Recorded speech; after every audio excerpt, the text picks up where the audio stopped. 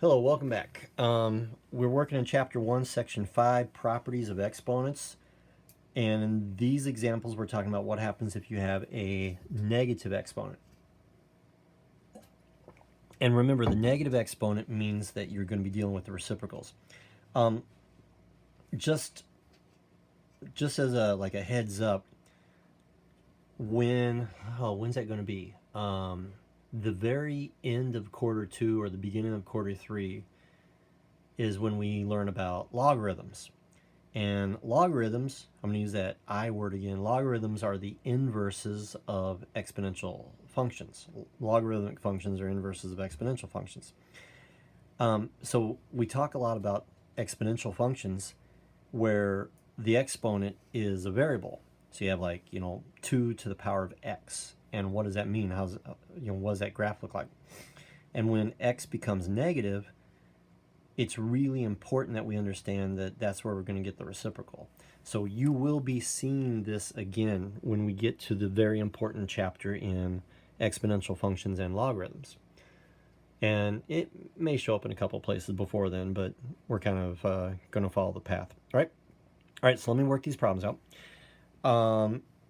Negative exponent means I'm going to use the reciprocal, so this is negative 5/3.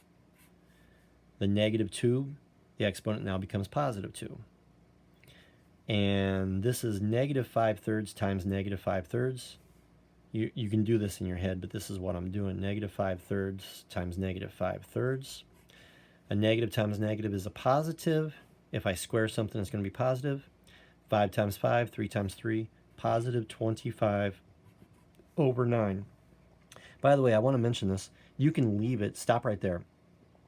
You don't have to change this into a mixed number. Mixed numbers are really important if you're going to Home Depot and you're measuring stuff.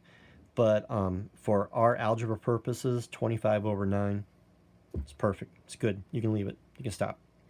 Problem number 7, 5 to the 0 power. It's 1. That's it. Stop. Remember, anything to the 0 power except for 0 just equals 1. Don't say 0. Problem number 8, 2/3 to the negative 2. Again, just like this problem, I'm going to do the reciprocal, 3 over 2 to the positive 2 power. And then I'm going to square it. 3 times 3 is 9. 2 times 2 is 4. Leave it. Don't change it to a decimal. Don't change it to a mixed number. And finally, 10 to the negative 1st power is the reciprocal of 10, which is just 1/10. And there's nothing more to that. Don't make it hard. Okay, so that's the stuff with the negative exponents. The other part in this section, we're going to talk about simplifying with exponents. So we'll see you in those videos.